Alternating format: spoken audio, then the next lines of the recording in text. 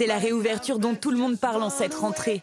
Celle du plus vieux restaurant de Paris, la Tour d'Argent, un mythe à lui tout seul. Un événement dont la presse s'est largement fait écho. Une transformation profonde qui a nécessité près de 2 ans de travaux et que nous avons pu suivre en exclusivité. 5e arrondissement de Paris, en juillet dernier. Il est 8h du matin et une pièce maîtresse s'apprête à entrer dans le plus mythique des restaurants de la capitale, encore en travaux. Attention aux portes. Attends, va doucement et regarde si ça passe. Une opération délicate pour installer ce lustre très fragile, fait sur mesure avec ses 277 pampilles de verre. Mets-toi bien en dessous. C'est bon là? Accompagné par Franklin Azy, l'architecte du chantier, le propriétaire André Terrail, passionnant, hein? sait qu'il sera attendu au tournant. Les choses se concrétisent. C'est les derniers moments où on peut encore ajuster des choses.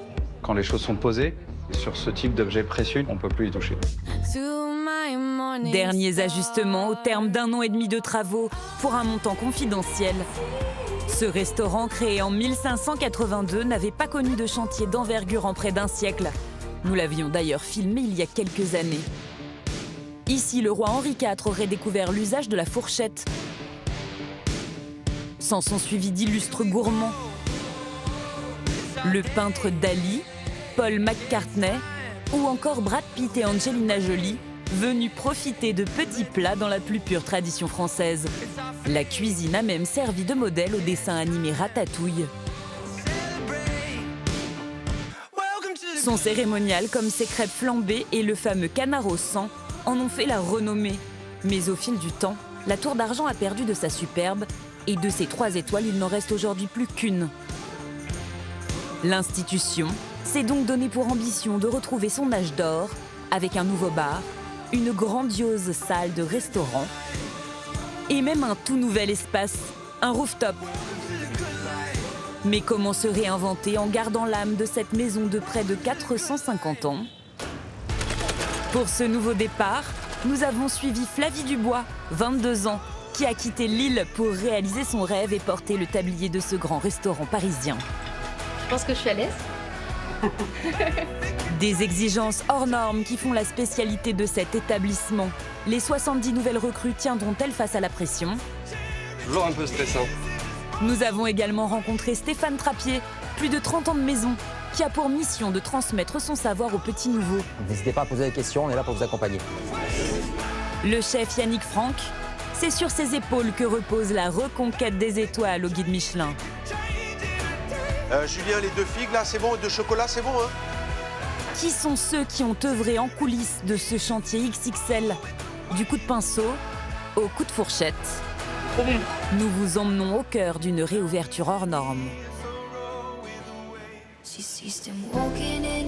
2 mois avant l'ouverture, les équipes prennent pour la première fois leur marque dans une cuisine flambant neuve, ouverte sur la salle du restaurant encore en travaux, et avec sans nul doute l'une des plus belles vues de la capitale.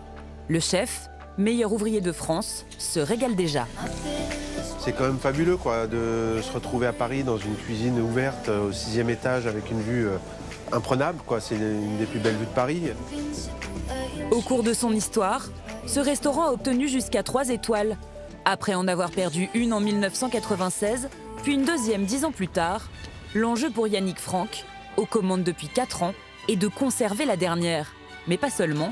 Aujourd'hui, l'objectif est clair, reconquérir le faste d'antan et donc les étoiles disparues. Donc on va faire la truite et les canapés en même temps. Alors pendant des mois, avec son second fraîchement recruté, ils ont testé inlassablement de nouvelles recettes afin de moderniser la carte. Ah, tu les fais pas trop grosses, tu vois, les quenelles par contre. À quelques semaines de l'ouverture, derniers ajustements sur la farandole d'amuse-bouche. On va regarder la réglette pour les canapés aussi après. Le propriétaire André Terrail va les goûter pour la première fois. Après 1 an et demi de fermeture et un investissement financier énorme, la moindre erreur n'est pas une Monsieur option. Terrail, comment ça va? Oui, très bien. André Terrail, 43 ans, dirige cette maison comme le faisaient avant lui son père et son grand-père. Chaque centimètre du restaurant et chaque bouchée sont soumis à sa validation. Les 6 amuse-bouches lui plairont-ils? On commence par le chamallow. Là. La dégustation commence mal. Le grain de maïs tombe et il y a des miettes. Voilà. Ça, on ne pourra pas faire quand on sera ouvert. Ça sera interdit. Quant à la tartelette à la truite fumée, C'est très très bon, il y en a beaucoup. Ouais. il faudra la réduire de quelques millimètres. Mon père disait le moment de l'apéritif, c'est presque le meilleur moment du repas en fait. Donc c'est là où on va créer la relation. Tout va se jouer au niveau de l'apéritif et des amusements. Mais si André Terrail aimerait tout maîtriser, reste un domaine où même les magiciens n'ont pas de prise. Les travaux. Ils ont pris du retard et la date de réouverture a été repoussée plusieurs fois. Alors les équipes ont eu le luxe de mettre ce temps à profit. Juste avant l'été, la camionnette bleue de la Tour d'Argent avait rendez-vous à 1 heure de Paris dans le 77, au cœur d'une exploitation agricole. Une sortie aux allures de classe verte, mais qui va permettre aux équipes de tout savoir sur les produits servis au restaurant. Chaque membre du personnel doit être incollable. Attention la boue. Le directeur de la restauration, Stéphane Trappier, y veille personnellement. Elle arrive. On a des clients qui sont extrêmement pointus sur plein de sujets, dont les fromages, dont les produits crémiers, etc. Donc oui, bien évidemment, la logique veut qu'on en sache autant au moins qu'eux. Voire plus. Voire plus, c'est mieux même. Flavie, la benjamine de l'équipe, a déjà travaillé dans un étoilé de la région lilloise. Charles, 32 ans, a fait ses preuves au très réputé restaurant Jules Verne au 2e étage de la Tour Eiffel. Et ma belle, hop. Ils devront désormais faire équipe en salle. Je la connaissais absolument pas. Et là, du coup, ça va nous permettre de pouvoir interagir beaucoup plus facilement. C'est les vaches, ça rapproche. C'est ça. C'est l'amour vache. Les choses sérieuses commencent dans la laiterie. Voilà, on s'équipe. C'est le bleu Tour d'Argent. Il est souple, le chef. Ah, le chef, on voit qu'il est sportif. Geoffroy Champin, 38 ans, produit du fromage, de la crème et du beurre d'exception. Là, il faut tendre l'oreille. Voilà, on y arrive, là. Ça claque bien, là. Le chef Yannick Franck se fournit dans 8 fermes d'Île-de-France afin de favoriser les circuits courts et le travail d'exploitants indépendants.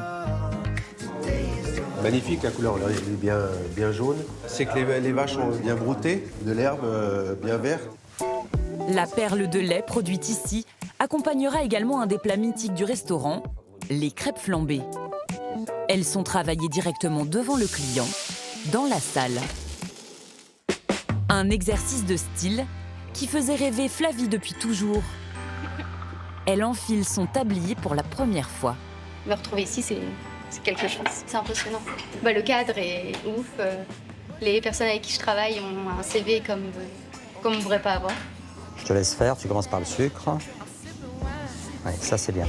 Voilà, c'est parfait. Il faut éviter de croiser tes gestes. Déjà, ça paraît plus naturel. Là, ça se passe bien. Bravo! C'est un spectacle qui existe depuis plus de 100 ans à la Tour d'Argent. On l'a appelé Mademoiselle en l'honneur de toutes les dames qui viennent à la Tour d'Argent. Feu, la reine d'Angleterre, était venue nous voir à la Tour d'Argent. Donc c'était une pensée pour toutes les dames de ce monde. Magnifique! Je peux la présenter à tes convives. Mes convives, c'est vous? Si Flavie semble à l'aise, Charles, à toi. C'est bien, redresse ton plat. son collègue Charles prend un petit coup de chaud. Toujours un peu stressant. C'est pas à cause de moi, Charles, j'espère. Hein. Non. Non. Charles tiendra-t-il la cadence? Il leur reste 2 mois pour atteindre l'excellence. Début septembre à Paris, Flavie prend ses marques dans sa nouvelle vie. Pour la Tour d'Argent, elle a troqué son grand appartement lillois et sa voiture pour un studio parisien et un Vélib. À Paris, c'est vrai qu'il y a des belles rues. Donc c'est agréable le matin d'y promener avant d'aller travailler, quoi. Après un entraînement intensif, c'est le grand jour, la réouverture officielle du restaurant, après quelques semaines de mise en place en toute discrétion, loin des caméras. C'est le premier jour, on va passer la porte pour le premier service. Je suis stressée, mais c'est du stress positif. C'est parti. Au 15 quai des Tournelles, c'est une journée historique. Ça va, chef? La forme? Oui. Bonjour tout le monde. Bon, C'est pas sans une certaine émotion que je prends la parole aujourd'hui. C'est peut-être la plus grosse rénovation de cette maison depuis 1936. La Tour d'Argent entre dans une nouvelle ère. Mais ce matin, Charles manque à l'appel.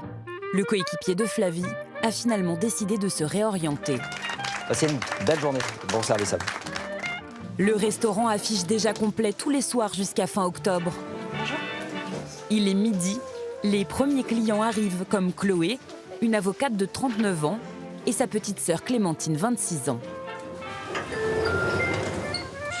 Dès la sortie de l'ascenseur au 6e étage, l'effet est garanti. Ça a un peu changé, n'est-ce pas? Ça a beaucoup Par changé. rapport à la dernière fois. C'est magnifique. Ah ouais, c'est incroyable. Splendide. Chloé était déjà venue 2 fois avec son mari. Bonjour. Pour la réouverture, elle tenait à partager l'expérience en famille. Quand on est là, on sent toute l'histoire qu'il y a eu. Donc je suis contente voilà, de pouvoir faire ça avec ma petite sœur aujourd'hui. Les tables sont attribuées dans l'ordre des réservations. Vous êtes la table la plus près de la cuisine. Hein. Si on fait un peu de bruit, vous me le dites, je baisse un peu le volume. Hein, mais... En cuisine, sous une apparente légèreté, petite appréhension.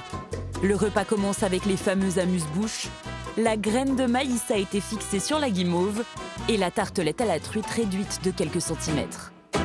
Tellement bon que... Un peu petite. J'en redemanderais bien.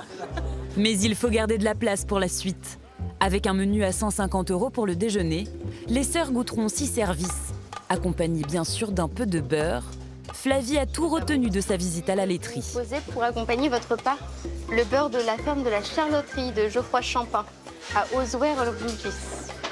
En salle, c'est un balai millimétré. Très peu de bâches en une seule traite. Tout le beurre qu'il produit nous le ramène. Beurre d'exception. Merci. Merci. Le fameux canard au sang, qui a fait la réputation de l'établissement, est pressé dans le théâtre à canard et découpé à la volée. Tout un cérémonial dont le point d'orgue est le flambage des crêpes. Oui, ça va, ça va. Je me concentre. Baptême du feu pour Flavie. Allez, hein, on y va. J'avais peur que ça flambait pas. Ah, ça flambe.